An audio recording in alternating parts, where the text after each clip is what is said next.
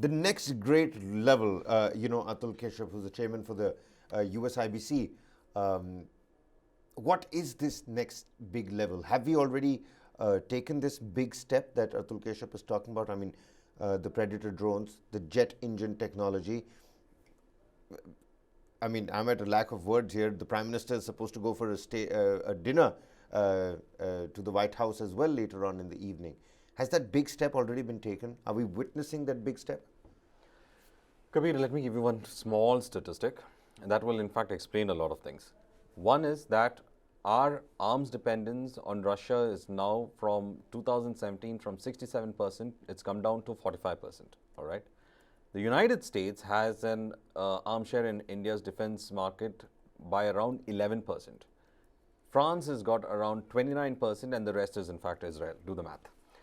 But now it looks like one of the biggest factors that they want to look into is how the United States have been trying to wean India away from the dependence on arms with Russia.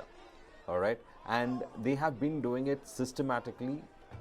And they have in fact understood that the key factor when it comes to the United States is with regard to technology transfer that we've been speaking about, because one of the key components of the Russia defense ties has Russia defense ties has been the transfer of technology, and that took critical defense technology, license production, transfer of technology, technicians.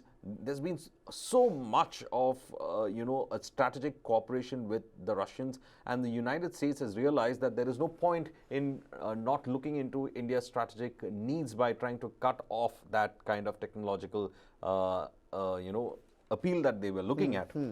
So now they are trying to come back to India with its or to replace Russia, but already we have diversified our defense preparedness. We have that concept. We are looking at France, we are looking at Israel for critical end technology, we are also looking at the United States. But the United States has been trying to slowly replace Russia when it comes to the larger defense tickets. And as you rightly pointed out, when it comes to the GE-414 or the GE-404 that is now being powering our Tejas aircraft, and we are looking at a jet engine that could give more thrust and more power to it, there is an element of transfer of technology. And I was telling you yesterday, around 80% of that transfer of technology could take place. 20% of it might be in the critical region, which might not see transfer of technology. But I mean, in the future, there could be 100% transfer as well when it comes to the jet engine. But India, again, is not relying only on the United States. It's also relying on France for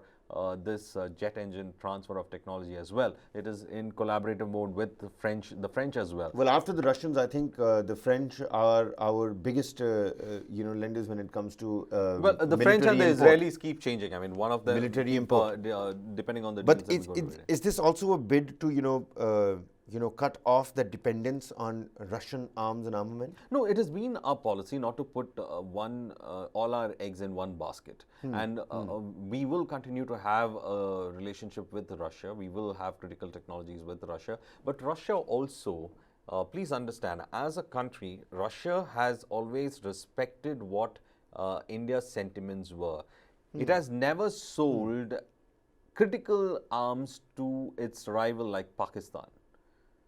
It has always respected to ensure that Russian technology never fell into Pakistani hands. Only recently, and recently when I was saying the last 5-6 years, did Russia in fact sell a helicopter like the Hind helicopters to Pakistan. Otherwise, Pakistan has been desperately trying to get Russian arms for quite some time, because from the United States, it has received a lot of arms when it came to the insurgency in Afghanistan, and during the United States attempt to stop Taliban from taking over the country. A lot of arms did fall into Pakistan's hands, but Pakistan has realized that it comes with a lot of riders. Russian arms don't come with riders if you're a close partner with them.